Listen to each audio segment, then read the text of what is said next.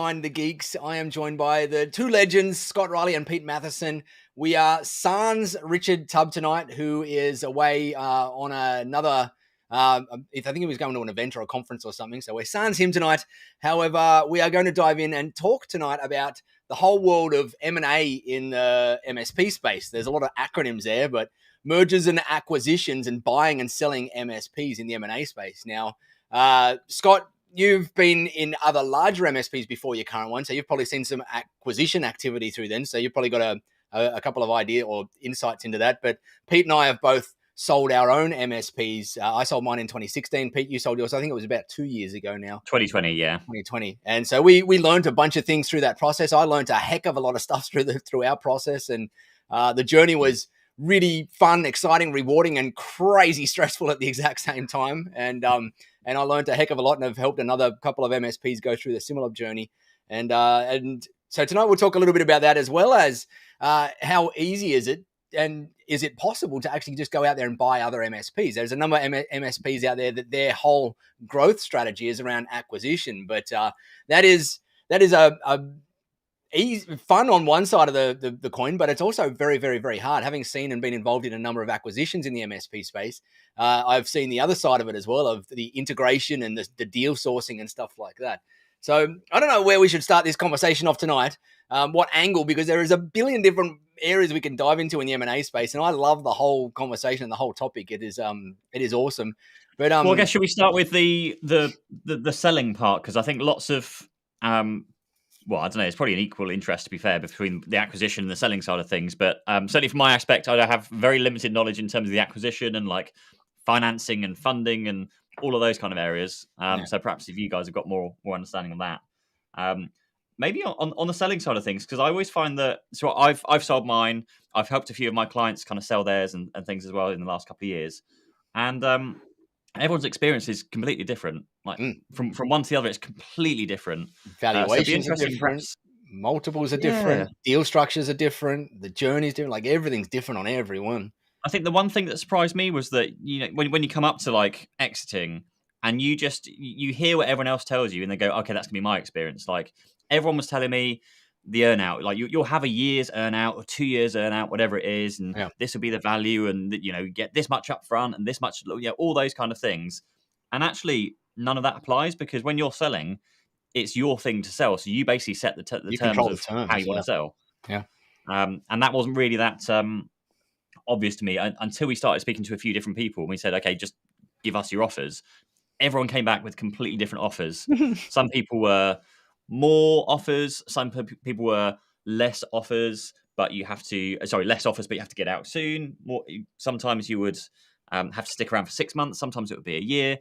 There was the whole, like, actually, if you earn out and then you lose clients, then you get paid out less. Yep. You know, all those kind of different variations that are involved when you're selling a business. But you can basically define what that is. And we got to a stage where I knew what I wanted. And so when I was going out, they first sent their bids in or whatever to start off with. And when I actually clarified, I said, no, this is how I want it to play out. You give me the price based on that happening. That helps a lot, because then we have the same offer from everybody at that point. Exactly. There is so many other wheels and cogs you can turn other than just dollars in a deal structure. And there's all that earnout. There's the amount of time that you have to stay in the business as well, as one that gets negotiated on very heavily. But there's a bunch of things. I saw Paul here wanted to talk about valuation a little bit as well. And valuation depends on, like, there's so many layers to valuation in the MSP space, or in any industry for that matter, because it comes down, they typically often happen in bands. And what you'll see in the not musical bands, but bands of like under $1 million will typically have a certain type of deal structure that's the predominant one in there. And then once you go for, say, $1 million to the $5 million range in turnover or EBITDA, depending on how you're valuing it, you will then get different deal structures, because you've got different types of buyers. And when you get above that and you've got private equity, and even up to the point where you might get some venture capital funds involved, then the whole deal structures and valuations are wildly different. You'll be getting valuations on multiples on EBITDA that you wouldn't even think about getting when you're a smaller MSP in there, because the big guys have got a whole different route that they manage their capital allocation in there. But we could dive super deep into all of that stuff. But Scott, you're nice and quiet tonight. let's see where, like, you've been in one of those big MSPs before, and I believe you guys went through a number of acquisitions in there while you're in the big MSP. What did you see We in did. there that's helpful, or any insights you saw in that's helpful for the nimble MSPs that are typically listening to this, the smaller sub $1-2-3 million MSPs?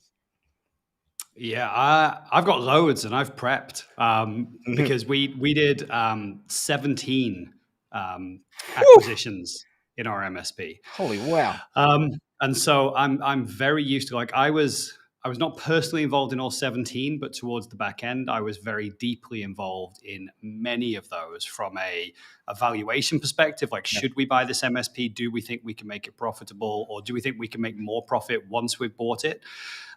Because, of course, the whole point from our perspective was we were on that buy and build journey that you were talking about, Nigel, which is we wanted to build up this MSP and sell it.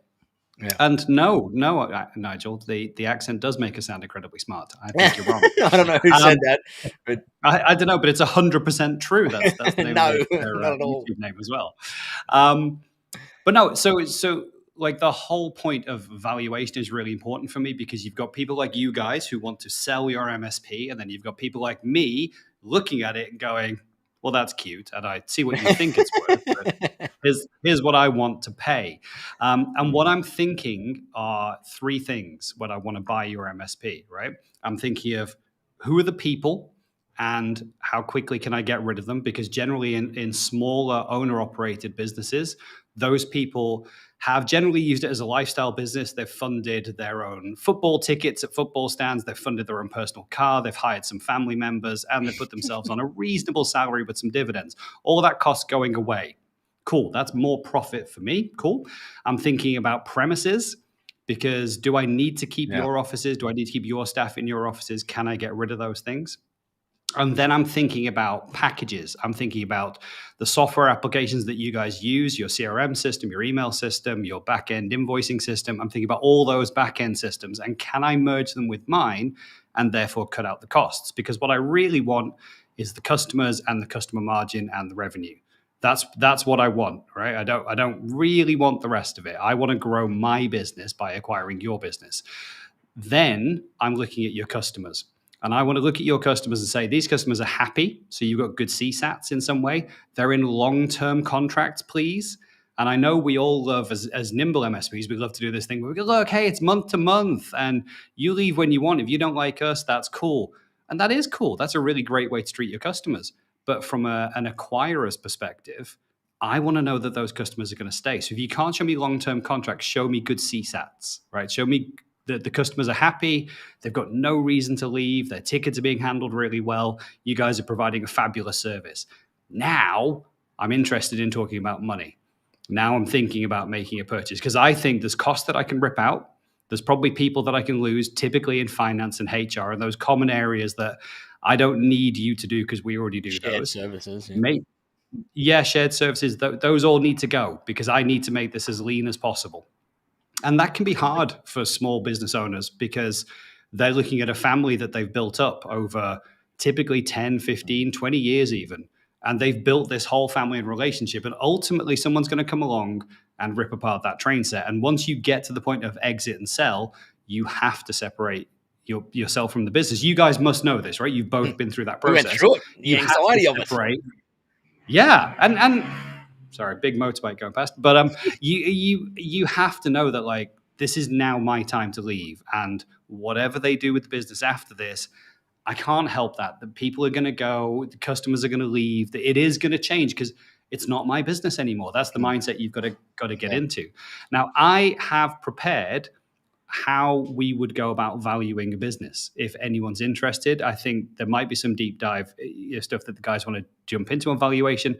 But I can show you with a real example, kind of how we would value that, because there's a lot of misunderstandings around this. People hear about 5 times and 10 times and they get really excited, but actually 5 times and 10 times these multiples, do you really know what it means? Do you really know what it applies to, and actually how much it's really worth? So I've got an example that I'm happy to screen share and talk people through. But I'd love to. Can I ask one specific question of when you mentioned in terms of the contract lengths, because that's one that crops up quite often.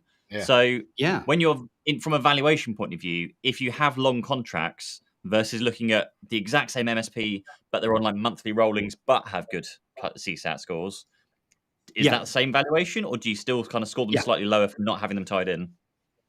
No, for me, it's a really good balance. I'm happy as long as you can demonstrate across all those customers who are in month-to-month contracts that they're in good shape. They're really happy. There's no reason why they would go somewhere else. I am looking at the technology stack though, and I'm looking at what technology stack have you got them on. So if you've got them on some shonky hosted exchange platform back from 2008, and you're charging them £8 a user, I'm going, well, that is out of date. That's going to go. It needs to be replaced. They need to be moved to Office 365. And guess what? That £8 a user that you're charging now at 100% margin effectively, because you've written off all the kit, that's going to go.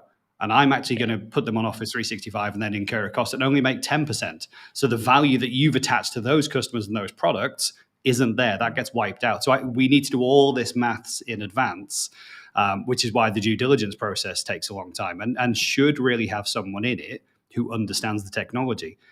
Sometimes you just get PE firms doing due diligence with people, and they just look at the numbers that are given, and they'll try and poke and prod. But if they don't poke and prod into the technology and go, well, all of this stuff's out of date and needs to be replaced, then they end up losing money afterwards. And trust me, having been through 17 of these, we lost money on a number, let's say, of those. We also lost money, and this is really interesting. If you're an owner-operated agile MSP that's thinking of selling, if you're the person that owns all the relationships with all the clients and actually the people really buy from you and your guys deliver the service, but the relationship is with you, that's really hard.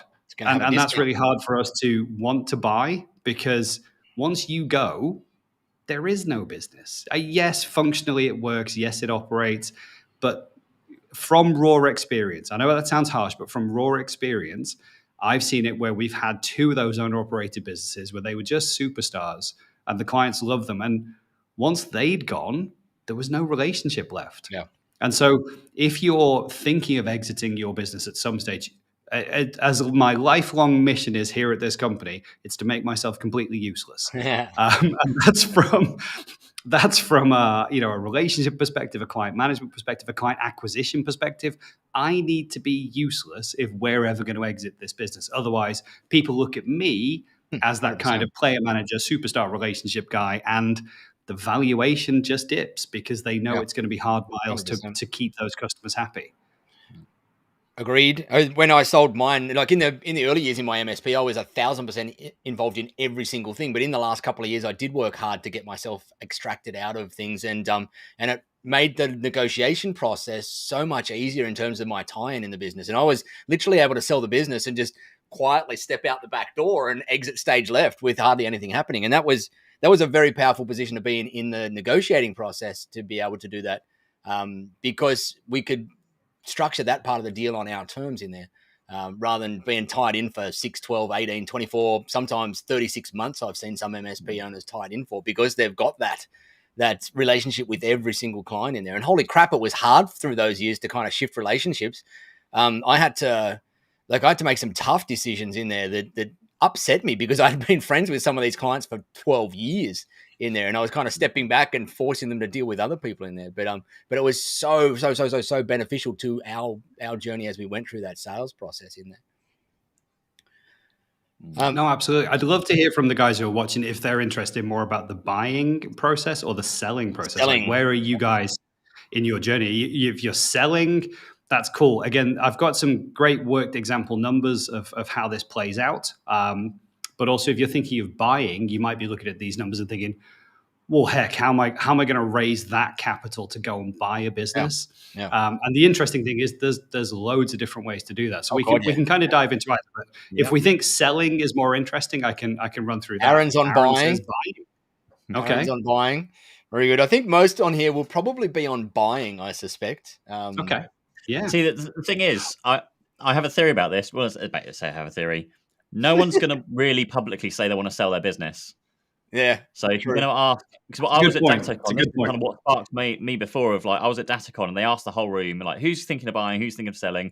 Everyone, of course, I'm growing, I'm beasting this, I want to grow my business. No one's going to be like the one guy in the room who's like, yeah, I want to sell. I hate my job. I want to leave. Yep, I think I agree. Gareth in chat has for got the people best to publicly answer. admit they're selling. Yeah, no, Gareth has got the best answer. He said, I'm not doing either, but I know another triber who is. So not me, but asking for a friend, which is Asking for perfect. a friend. That's cool. Yeah. Yep. Right. So, and Mark saying most owners don't set up their business for sale. That's 1,000% So true. true. I was the same. It took me, like, one of the things that really helped me was finding the book on the whole world built to sell by a guy called Mike Warrilow. I'm sure, I don't know if either of you guys have read the book, but when in probably the year leading up to when we were starting to get ready to sell, I came across that book. Awesome book. So it's called Built to Sell. And Mike has this amazing podcast called the Built to Sell podcast that every single podcast episode is him breaking down the deal structure of a deal where a company or a small business got sold. And so as I was going through that process or starting to gear up for getting ready to be sold, I wanted to learn as much as I possibly could. So I back-to-back listened to probably 40 episodes or 35 episodes of that podcast. And that gave me an MBA in M&A. It's another couple of acronyms for you, but it really gave me the confidence then to be able to sit at a negotiating table and know how common deal structures are and what the terms and the lingo and everything were, because I had never done a deal like that in my life when I sold. But then literally listening to that 40 podcast episodes and reading that book really armed me to the teeth with being confident going through that thing. So even if you're on the buying or the selling side, I highly encourage you to go and grab that book, Built to Sell, and go and binge listen to a bunch of Mike's episodes. I'm guessing there's a bunch more now. This was back in 2014, 2015 that I listened to that. But I bet you there's a bunch more awesome ones out there now that just give you the confidence to know how to approach these things. And as you mentioned, Scott, there is so many ways to buy an MSP that don't require you to put your cash in there. There's earnouts, there's raising capital, there's all sorts of stuff. There's vendor finance, which is effectively an earnout in there, and that is way more common than what you think. And that podcast and that whole thing opens your mind to so many different types of deal structures that you can have out there. And so if you're an MSP and you don't have cash in your bank at the moment to the point where you think you could fund a deal, don't be put off. That doesn't mean that you can't go and do a deal. There is so many creative ways to go and put a deal together once you kind of open your eyes to the world of all the different structures that are out there. I give you a real example of... Oh, sorry, go on, Pete. No, crack on. Okay, I was going to say, I've got a real example of someone who approached us with a purchase offer for us. And they don't have any cash themselves. They are a couple of people who've decided, look, we've done this before. We can go and do this again. We can buy up some MSPs. We can merge them together and we can sell them. Wrap up. And they've approached a finance. Yeah, but literally just buy and build and sell. They've approached a firm that has basically put aside a £10 million pot. Yeah. And they've done that by presenting a strong business case that says, look, this is what we've done previously. This is what we can do with one business. Here's how we add the second one. Here's the cost we cut out. And they've taken a £10 million pot and they've bought one. They've then gone to MSP number 2 and said, look, this is the plan. This is what we're doing. This is where we're going. Our plan is to sell the entire business for 10 times EBIT, for example. So we'd like to buy you, but we'd like to buy you for no cash. Okay, so we want to buy you, we want to put you in the mix, and we want to give you a percentage of the overall sale value. So when we sell the whole thing, you will get 5 times your business. Yeah. And then they go to the next one. So right now they've got £10 million in the pot. They've spent a little bit buying company number 1. They've now spent nothing buying company number 2. And company number 2, they'll only charge for that. They'll only pay for that when they sell the overall conglomeration. They've then done that to company number 3. And I think we were company number 4 in that list. So at that stage, they've spent hardly any of the 10 million. They've acquired 3 businesses along the way and spent no cash. Those businesses carry on running independently. Yeah. And they're in a situation where when we sell the joint group, you will get, we commit now, you'll get 5 times your EBIT, 5 times your EBIT, whatever your business is worth. And so that's been a really interesting way for them to go ahead and buy up a group of MSPs and not spend any cash. And then what they're doing is saying, right, we have those shared services, Nigel, that you mentioned. We have HR, we have finance, we have whatever. So you will ditch your products and services and people that do those and take the cost savings, and you will pay us like a management fee into the main organization. that's a management fee that goes on monthly. So the main business is doing great. They haven't spent any of their cash pot really. They've got now an income stream for service revenue from the other companies, and those companies are independently making cash and have less costs because they have less overheads. And ultimately, the goal is in 3 to 5 years, sell the whole lot for 10 times EBIT and then pay out of that big chunk of pot portions to those businesses. And they've shown that to the investors at the beginning with their £10 million and gone, we're going to take your £10 million and turn it into, I don't know, £100 million because this is the plan. Because they're not merging the companies at that point, are they? They're still running independently as themselves. They are. So does that not very much depend on that final, whoever they sell to has now got these 10 companies and they've now got to amalgamate into one somehow, or they keep running them as independents? So I think it's an interesting approach from those guys. They've specifically looked at these guys do telephony, these guys do WANs, these guys do cybersecurity. And so those are independent things. So you can now, stream customers into each other. And so there does become a greater dependency on everything kind of working together. But you're right, it's still a very separate set of organizations. And I can honestly tell you, when I was at the previous business where we did 17 of these, they were not well integrated. It might have been under one brand, but it was not well integrated. Underneath, it was a little wobbly house of cards. But when you sold it out to the next bunch of investors, boy, you could tell a really glossy story. Correct. Yeah. About all these different divisions, business divisions, and diversification. And that's the thing is, the bigger you get, the more private equity gets interested in you, but they're not interested in the underlying business. They're interested in the EBIT because they've got to satisfy their investors in their business. Yeah. And that's all they're looking at in these things. They're getting to the point where they don't care about integrations or merging or whatever. They're just going, we're going to throw X number of dollars down here and get this amount of EBIT that we can throw back to our bottom line to our investors as cash flow to them.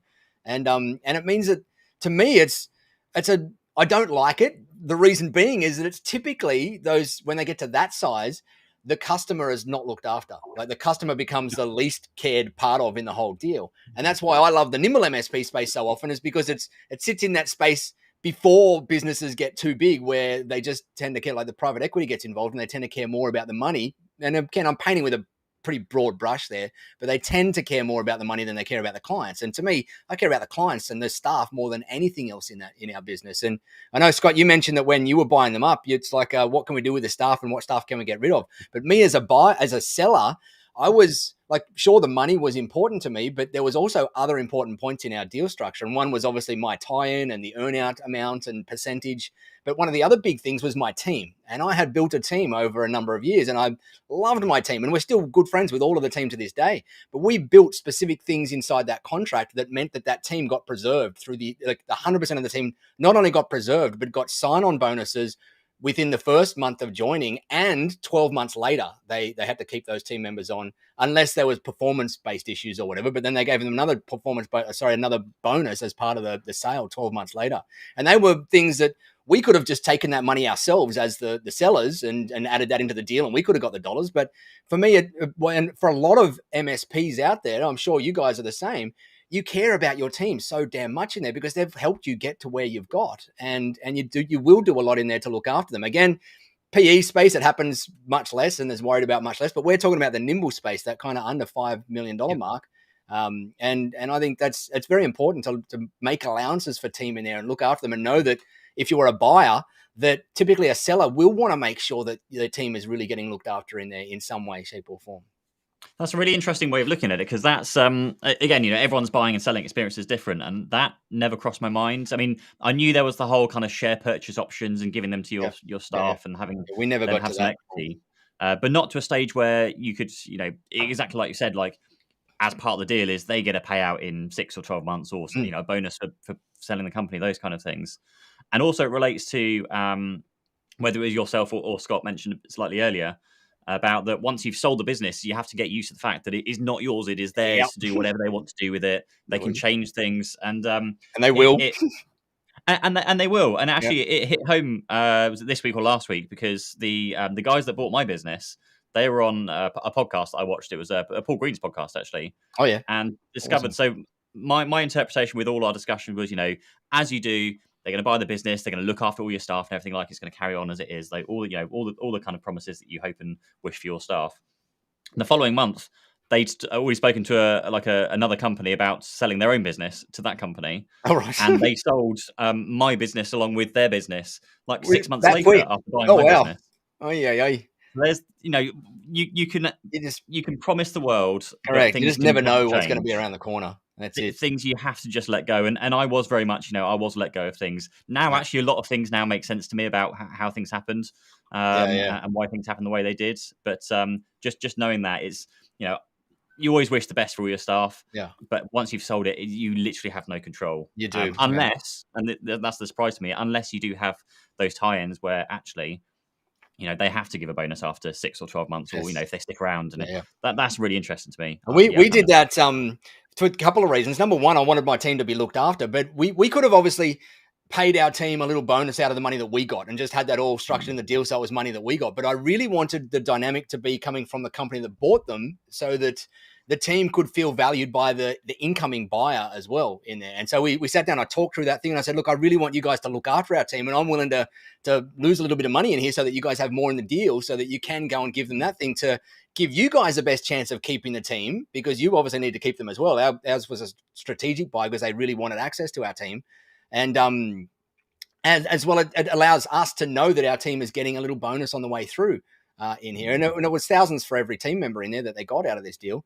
And that was, I structured it that way just because I really wanted them to kind of be felt like they were looked after by the people that were coming in as well. And I wanted that relationship to be set solid from the day dot, because I know that I wasn't going to be, like, as much as I thought that I would be around a fair bit to start off with, I wasn't. And I needed them to know that they were getting looked after that thing. It was kind of, when we announced it in our office, it was like tears and all sorts of stuff. It was horrible time. So many people I've heard when they've sold their business and, they're stuck around for 6 months or, around for 12 months. And then day one, they're let go and they're like, no, we don't need you anymore. Go on. Yeah, see you later. So many times I hear that. They're expecting to be around like in the office every single day. And literally on day one, they're like, no, we don't really need you anymore. Go home and we'll call you if we need you. Most of us owners are a hindrance anyway. In there, it's probably best to get us out of the way and do your integration.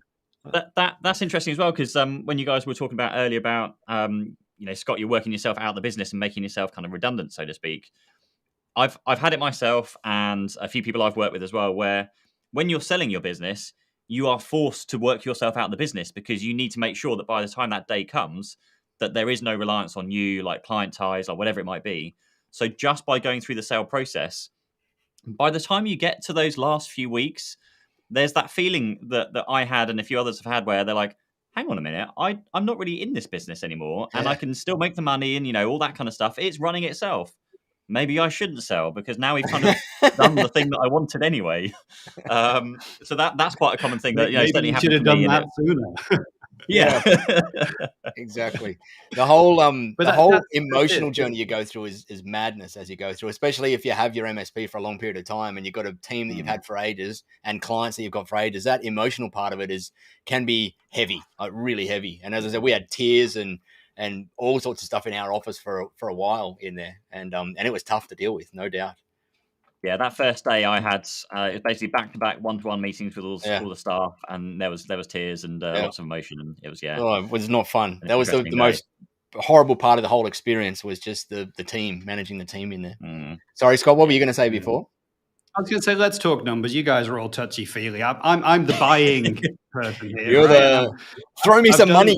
So many of these. I'm like, I want you owners out of the way because, yes, I'm sure it was a lovely business, but I've now got to make money out of this because I've got investors and they've got a pot of cash and I've got to turn this around, right? So you are welcome if you want your staff to have some lovely bonus and stay on bonus, but it's coming out of your money. It's not coming out of my money.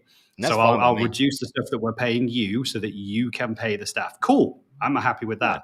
I also love where we've talked about this previously, like people run systems like Vested, where they're giving their guys share options who've stayed in the business for a period of time. So that actually, that's a great way to respect that they've grown this business together with you. But ultimately, if you're thinking of leaving, that's a really nice way for them to get a piece of that action at the end. And they probably still have a job, right? They still are, really useful in that business, but also they got a little bit of a bump when that event happens, which is really nice. But Mark Salvin, you asked an interesting question, which is which company did that company raise the £10 million from?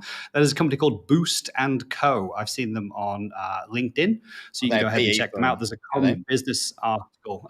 Yes, I think that's the best way they describe themselves. But yeah. But essentially, they'll put together a chest. You put your business case together of what you think you're going to do and how you think you're going to do it. There are organizations like the Business Growth Fund here in the UK, the BGF. It's a fund that's backed by the 4 largest banks in the UK. Don't ask me which 4. I just know it's 4 banks. I know that they had invested £10 million in our business previously. Right. And obviously, they wanted kind of a return within 3 to 4 years. It ended up being more like 7 to 8 years. But they were very supportive, and it was really useful. So, there's lots of ways that you can get this funding in without having to have cash in the bank. What I would love to do, share a screen and show me the money. Where would you look? Where would you look? So I've been looking, interestingly, again, here in the UK, there's a company that, because we've been through a lot of these with different brokers, there's essentially estate agents for businesses. So, you'll get a nice picture and here's a business in this lovely leafy suburb and they do this.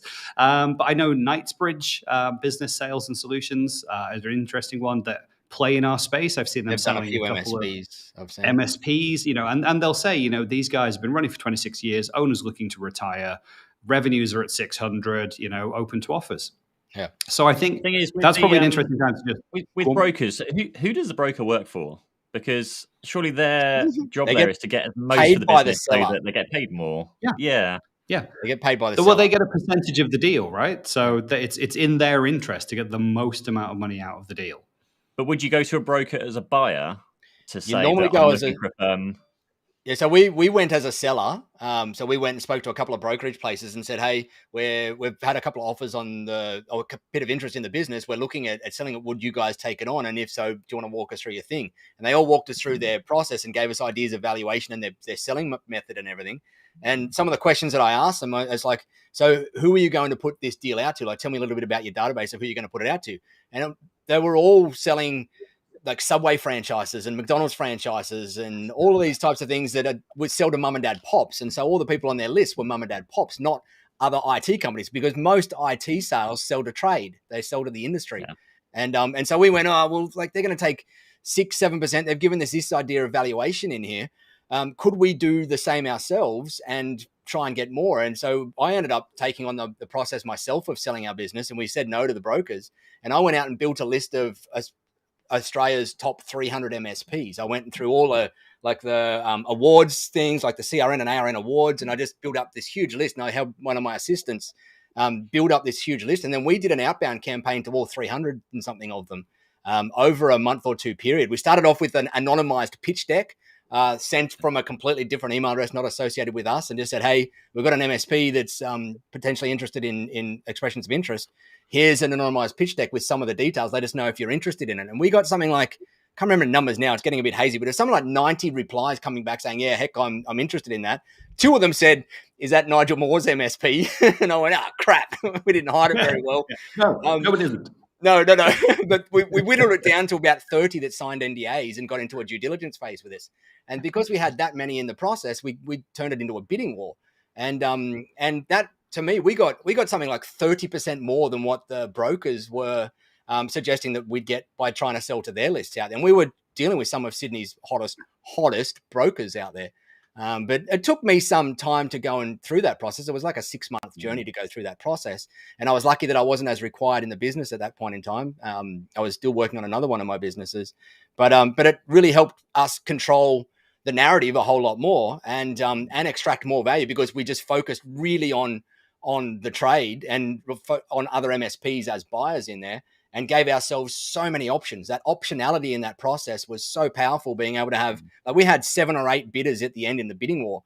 And that's when we got to this price point where we went, that's like 20-30% above what the brokers said they would have got us. And you know what brokers are like, they're always over exaggerating what they're going to get you in the first place. And then we went, well, now's the time to start negotiating on all those extra deal structures, like what percentage is the earnout versus the cash up front. We got that to an incredible level in there, as well as how long are we required as owners to stick around, and also putting in those other things. So that process, if anyone's going through the sale side of the process, don't just jump in with a broker or whatever and just leave the whole lot up to them. Perhaps go in and dive in and grab the bull with the horns and go through a full-on outbound process, just like you would try to do if you were trying to attract some clients into the business. Go and try and look at these people as clients, like the buyers as clients. With that process you went through with like the pitch deck, did you get any outside help to put the pitch deck together, or did you just do it internally? No, I just did it internally myself. Yeah. So that was after I'd back-to-back listened to the whole of that. Like I'd given myself a little mini M&A MBA in the 6 to 12 months leading up to that. So I didn't go in completely blind. I'd looked at lots of other decks and kind of reverse engineered a bunch of things in all these other decks in there. So it wasn't just completely blind, but I didn't have any M&A help through the process. At the very end, we got our lawyer to help out a little bit with the negotiations in there, but that was it. So we had there was like an outsourced FD because we do all the financing stuff internally. We had an accountant and that stuff. But our accountants were also one of our clients, so it's very difficult to talk to them when that was all the situation. But so we outsourced a FD position. He did very, very similar things to you. He basically took our data, built a pitch deck. He took all, from what Scott was saying, took out all the owner's costs, built this kind of adjusted EBITDA, which is what the cost should be based on. We gave him a list of, I think it was like 10 or 15, MSPs to approach and have a chat with. Right. The first 3 or 5 came back with like, yes, straight away. Like we want to know more, like NDAs, whatever it is. And we just stopped it there because, my God, going through, did you say 30? Oh man, it was intense at one time in there. There was a month of like 5 to 10 questions a day hitting me through the person. We just we left it with him. He kind of dealt with the questions for us, thankfully. But even at like 5 to 10, like, trying to deal with those coming back and so that pre-diligence phase. Yeah, exactly. And signing the NDAs, and my experience with NDAs is they're basically worthless. Oh yeah. We've had a few things. Obviously the solicitors will sell you the NDA and charge you to write it. And then when we did have an issue and some information got out.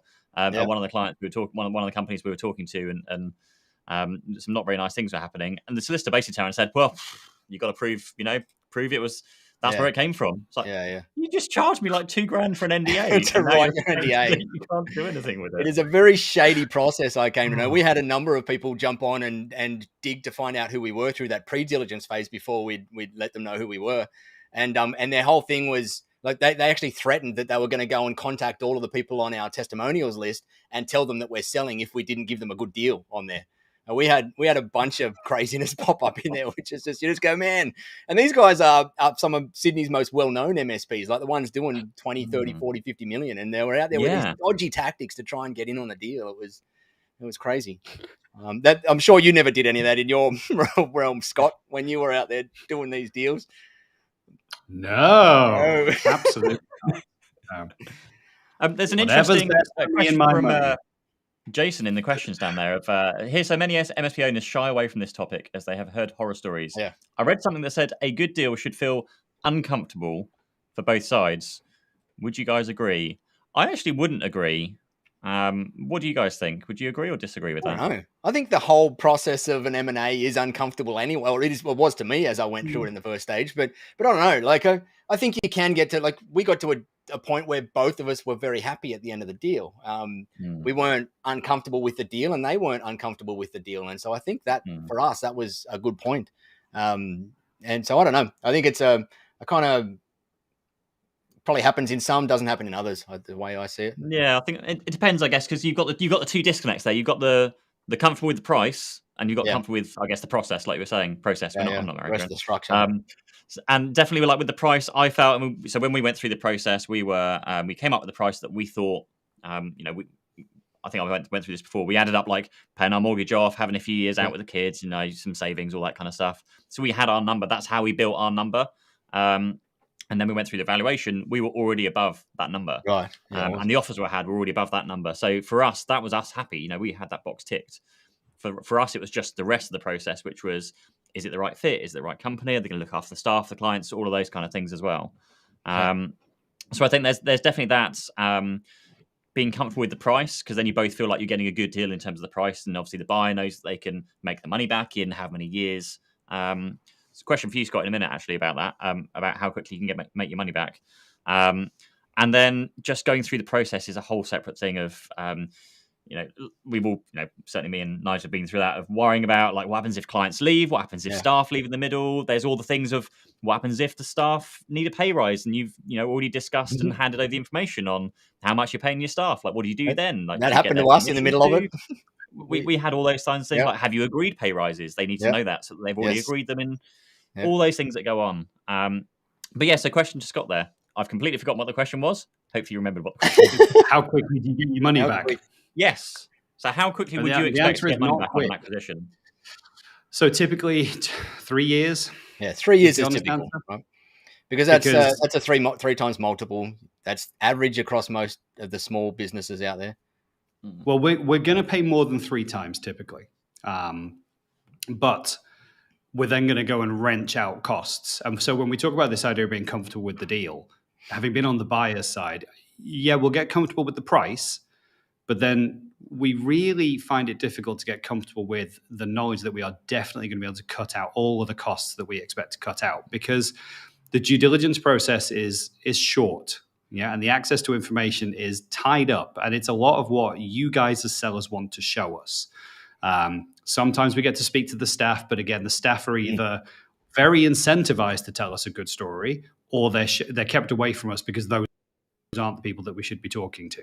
So it's difficult to get a real story until the deal is done. And once the deal's done, then all the can of worms, that's where you'll find you get those earn-out clauses, because we will get a comfort factor. We'll decide how comfortable are we with this and how much an earn-out clause on these guys. So if the deal's worth £13 million, which is one that I remember, we put 10 million up front and 3 million on an earn-out. The 3 million was everything you've told us about this business is true, about the customers is true, right? Everything about the products and the services. So in 12 months, if that's all true and none of this falls apart, you get your extra £3 million. Now, we've still risked 10 million. We've spent the 10, they've had the cash, they disappear off into the sunset, but there's another Brucey bonus of 3 million. Now, it could be, Pete, like in your mind, your number was 5 million. They just got 10. They don't give a rip about getting the other 3, because 10 is more than they could possibly think about spending in their lifetime. But still, an extra 3 million, you'd notice it. But it's always uncomfortable. The purchase is always uncomfortable because we get happy with the number. Now the real work begins. Now the work of actually consolidating that business begins. And we will see the benefits in about 3 years. Typically. So should we do, because we've got like 18 minutes left, shall I do numbers to kind of help? Do numbers or deal sourcing? I think that were two of the questions.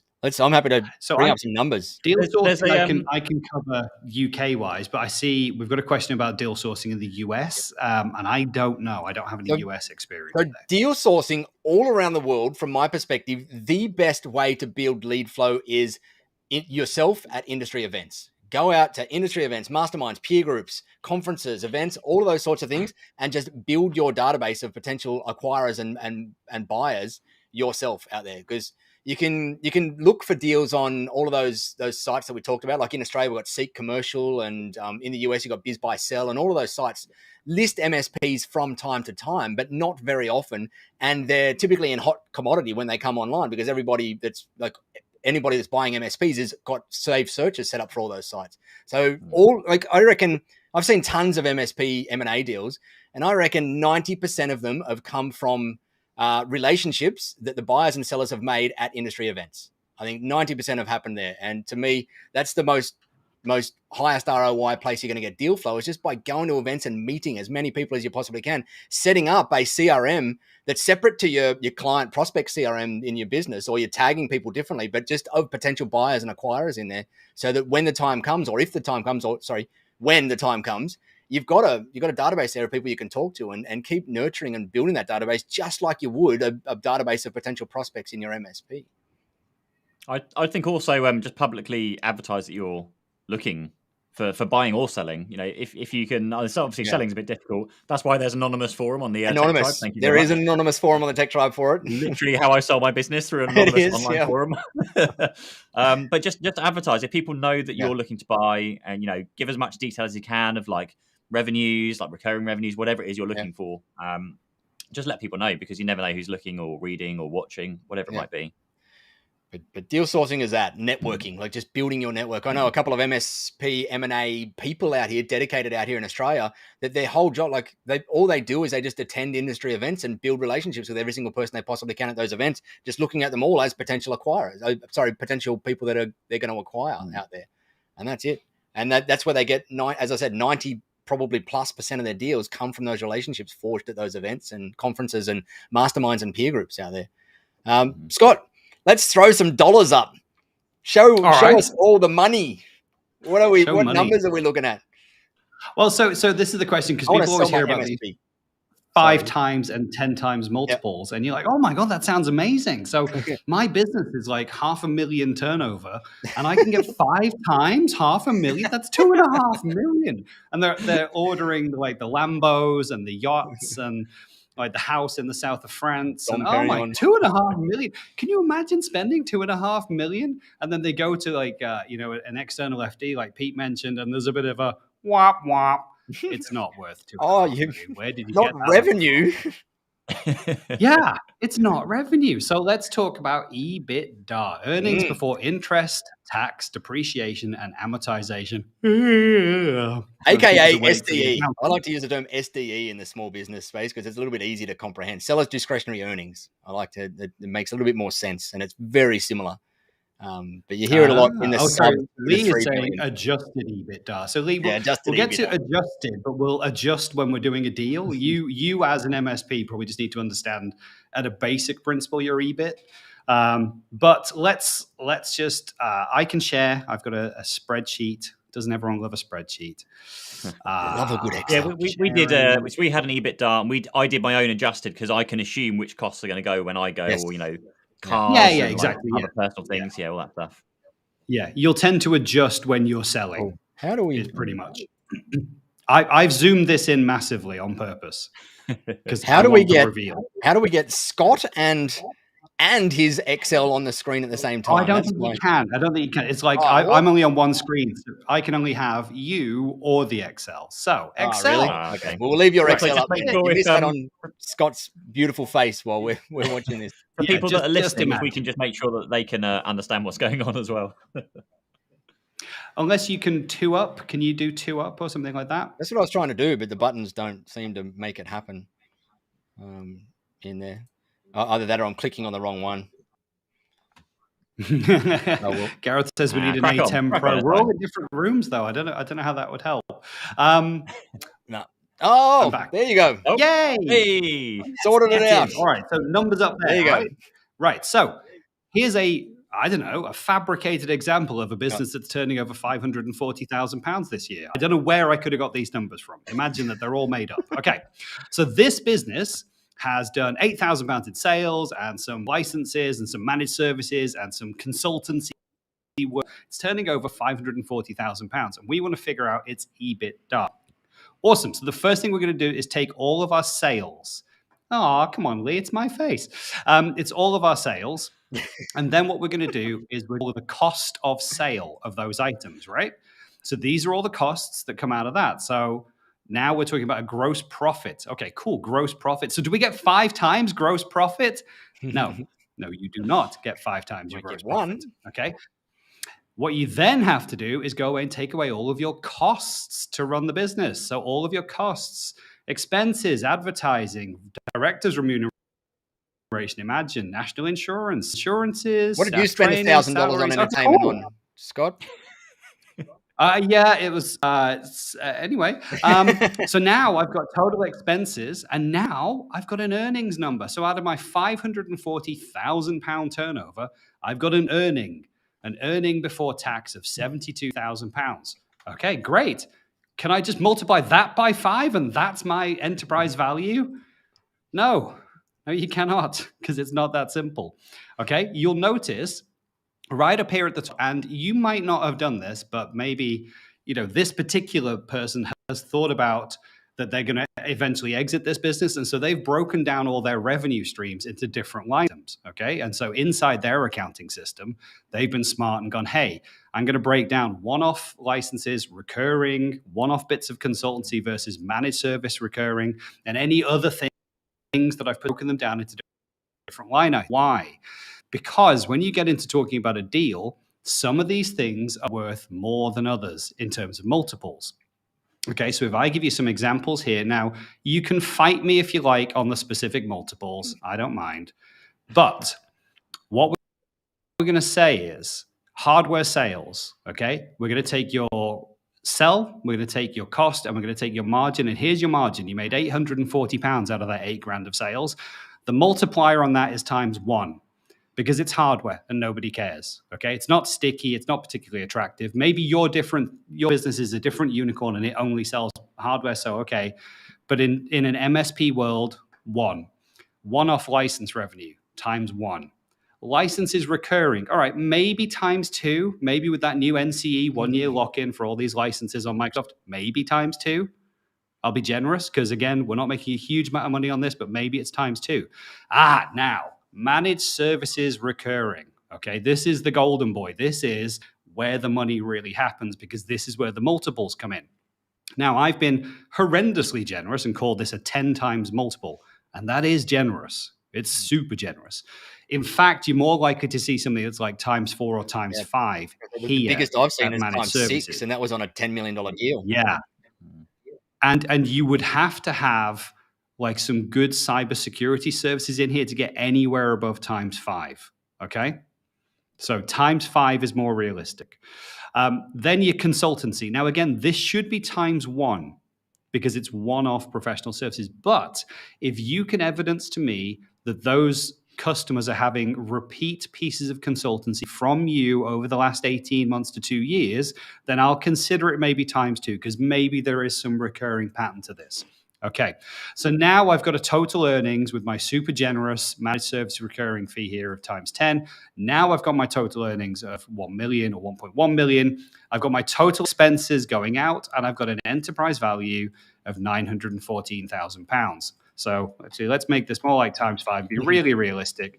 So my turnover is £540,000, and I'm excited about all this ×5 noise that I've heard, but my sell price is actually £570,000.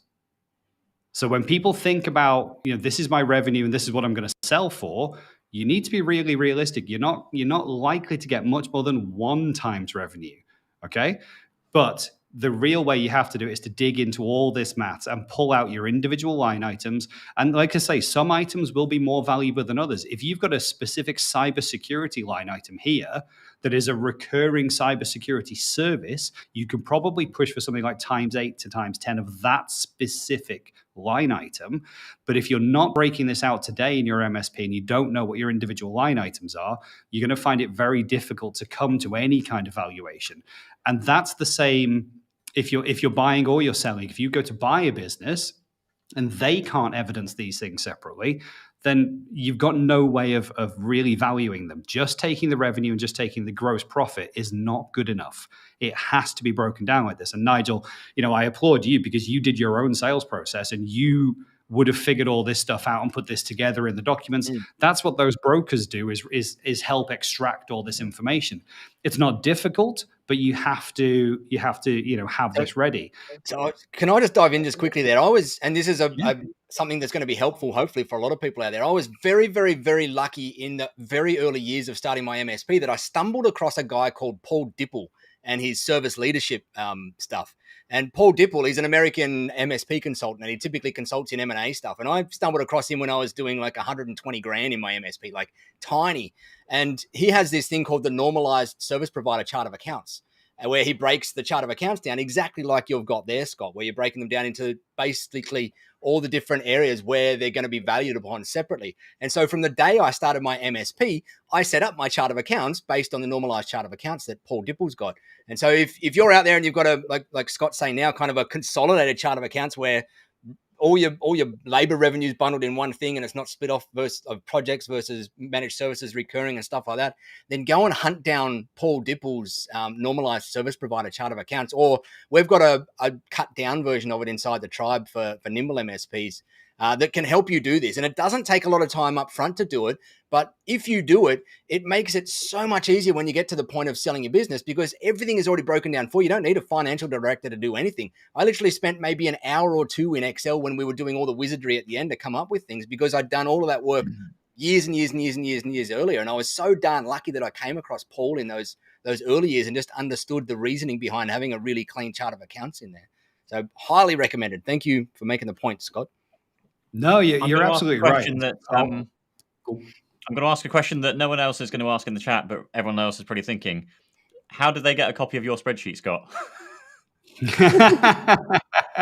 I'm more than happy to share a copy of the spreadsheet. So if anyone wants to just message me, I'll share. This is a basic breakdown of a random service provider's chart of accounts. But I'll happily share. Honestly, a lot of this data comes from they're asking for a friend, their finance package, because they've structured it in Xero so that it is all broken out to line items. But I think having this Gareth says, just rewind the video. You can type it in yourself, make your own spreadsheet. I love that. I'm happy to share though. But I think this all helps. Lee makes this point really well, which is that you have to you have to break the numbers down this way. You have to have a realistic expectation of what those values are for when you're selling the business, because otherwise you get swept up into some of the great emotion about these big numbers that you hear about, as well as, the whole thing that we talked about separating you from this family that you've built. And if you kind of get swept along by a big number and go on the heartache journey of thinking, right, well, now I'm going to separate from the team and it's going to be hard, but look at this big number. And then that number's nowhere near. You are crushed twice because you've gone through the heartbreak thing. I'm finally going to, I'm breaking up with my girlfriend, my family, I'm leaving. But then, because you're going for this big number, and then the number is nowhere near as big because you've got all the maths wrong.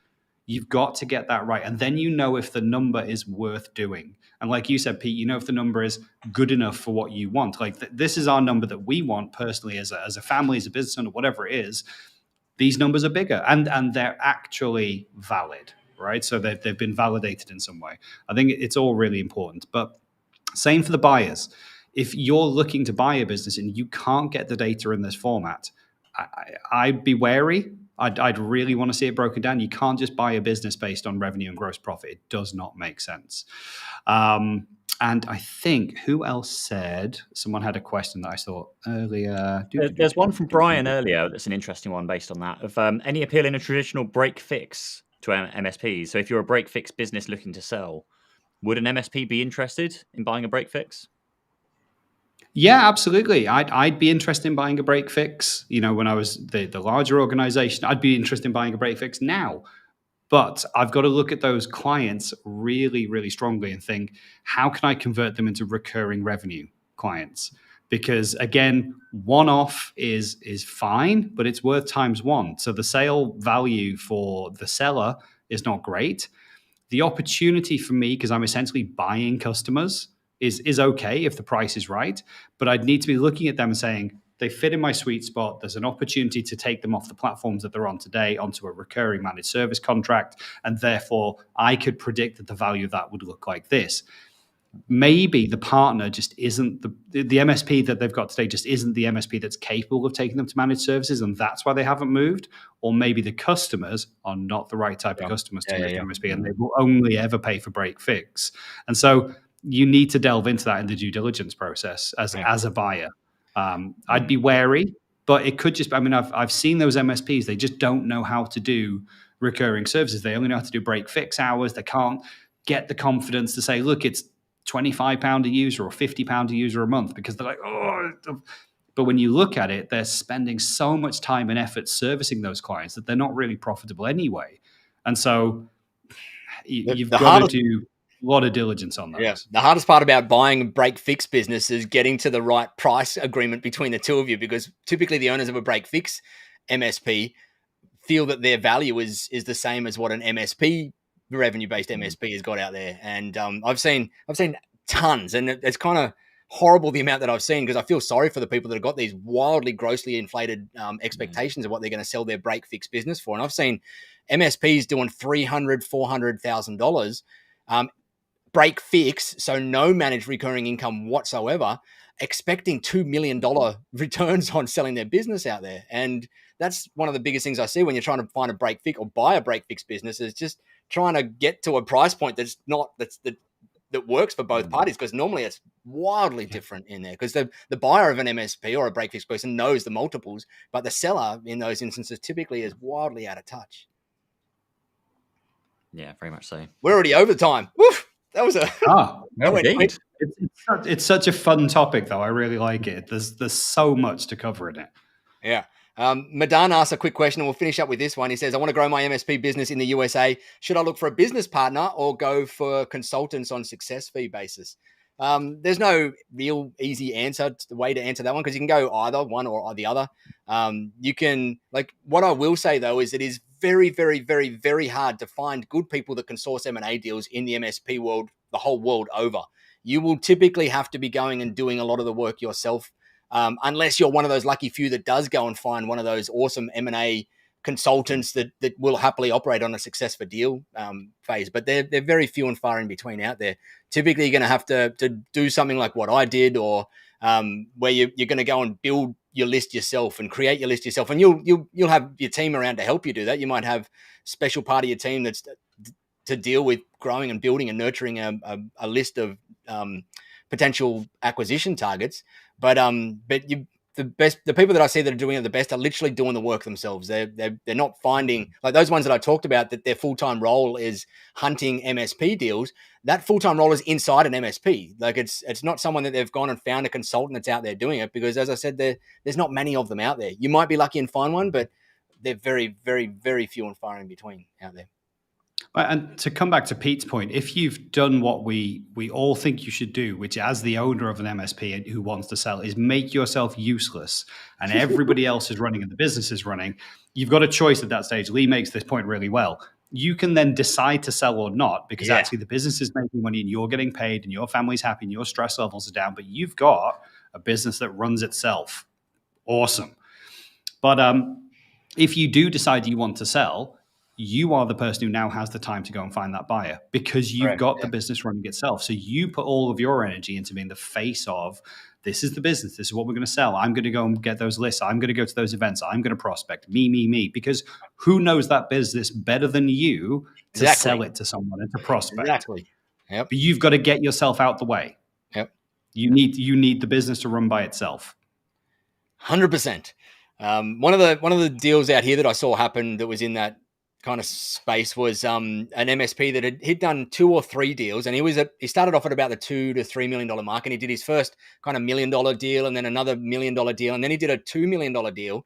But the owner of the $2 million, like the seller of the $2 million deal, the third one in there, became his full-time M&A consultant in there. So because he was an owner as well, he kind of dealt with the whole process at the same level as the owner of the bigger business did. And so he was literally full-time just sourcing deals out there. And he did that for years. And they did I think they did something like 12 acquisitions over the next 2 or 3 years in there, because they had that full-time guy in there. And he was obviously, I'm sure he had some equity in the bigger pie, and he was incentivized on the deals really handsomely in there. But that was his job, was just literally sourcing deals, and full-time over 3 to 4 years. And they did 12 deals, one full-time person, 3 to 4 years, 12 deals. That to me, I think, was a lot of deals, to be honest, in there, because most of those deals were in the $1.5 to $2 to $10 million ranges. They started doing some big ones once they started getting some traction in there.